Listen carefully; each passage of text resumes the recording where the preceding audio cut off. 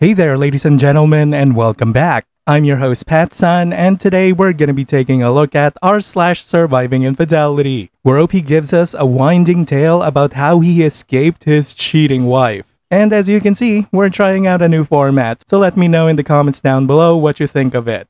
So without further ado, let's begin. I'm sure you've heard the news. Stories of people breaking free from toxic relationships are everywhere. They flood our news feeds, our social media timelines, and even our conversations with friends and family. But what you don't often hear is the raw, unfiltered truth behind those stories.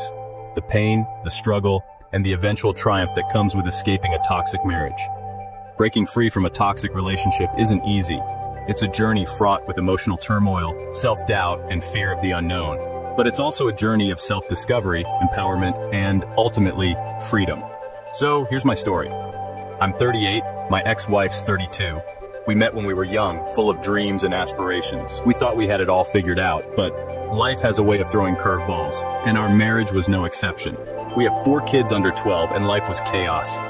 I sell cars, work long hours, and pay all the bills. My days were a blur of work, errands, and trying to be there for my kids. I was stretched thin, but I believed that if I worked hard enough, things would get better.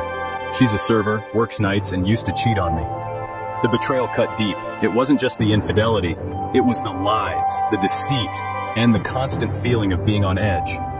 I felt like I was living with a stranger, someone I couldn't trust.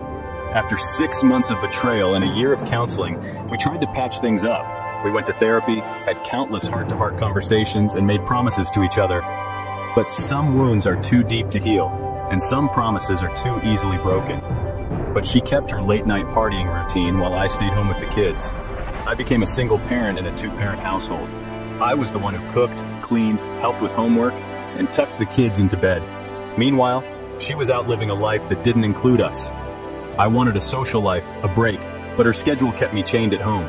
I watched my friends go out, have fun, and live their lives while I was stuck in a never-ending cycle of responsibility and loneliness. I felt like I was missing out on life, like I was trapped in a cage of my own making. I felt like I was wasting my life. Every day felt like a repeat of the last, with no end in sight. I started to question my choices, my future, and my worth. Was this really the life I wanted for myself and my kids? Was this the example I wanted to set for them? At 38, I finally decided enough was enough. I divorced her. It was one of the hardest decisions I've ever made, but also one of the most liberating. I knew that staying in a toxic marriage was not only hurting me, but also my kids. They deserve better, and so did I.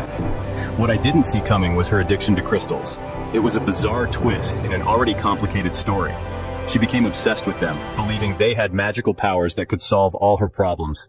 It was a distraction from reality, a way to avoid facing the consequences of her actions.